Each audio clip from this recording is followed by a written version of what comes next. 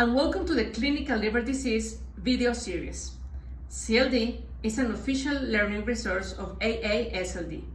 I am Neyelli Flores, one of the authors of the article Nonviral Infections of the Liver in Developing Countries. It's important to keep in mind the existence of non-viral infections of the liver.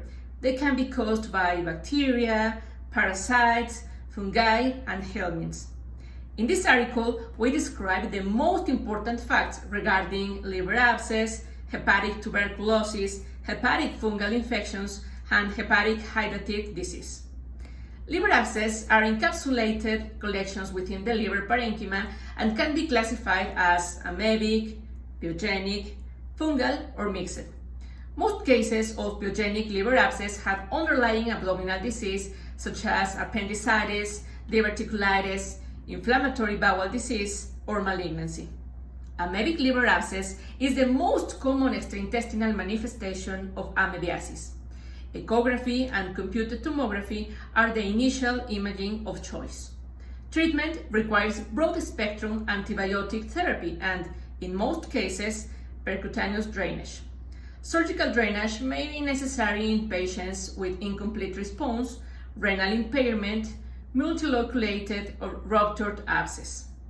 Hepatic tuberculosis comprises 1% of extrapulmonary manifestations of this disease. Clinical features are non-specific and include hepatomegaly, fever, abdominal pain, weight loss, and ascites. Laboratory analyses include elevation of the alkaline phosphatase and GGT. Transaminases are usually normal or mildly elevated. Malaria tuberculosis is the most common pattern and is characterized of multiple small lesions. Liver biopsy is the gold standard for the diagnosis. Patients require quadruple therapy: isoniazid, rifampin, pyrazinamide, and ethambutol for 2 months, followed by rifampin and isoniazid. Hepatic fungal infections are very interesting. Here we need to talk about Candidiasis. There is the most frequently diagnosed systemic fungal infection in the compromised host, and hepatic and splenic involvement in disseminated Candidiasis can occur almost exclusively among patients who are recovering from a recent episode of neutropenia. It appears that this infection is, in part, the result of an immune reconstitution host response.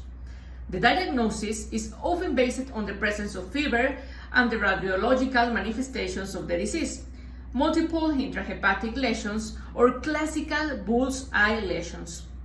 The most recent treatment recommendations include amphotericin B or an echinocandin for several weeks.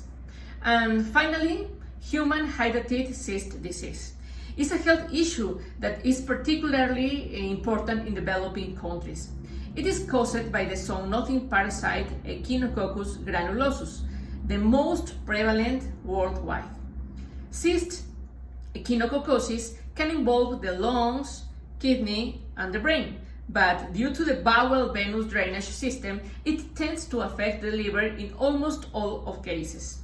The diagnosis of hydatid cyst is based on history and clinical suspicion according to past exposure, but requires imaging and serology. Ultrasound is the first imaging study that should be performed, but computed tomography gives more precise information. The treatment can be medical, surgical, endoscopic, or expectant. To learn more, take a look to the article. Thank you for watching.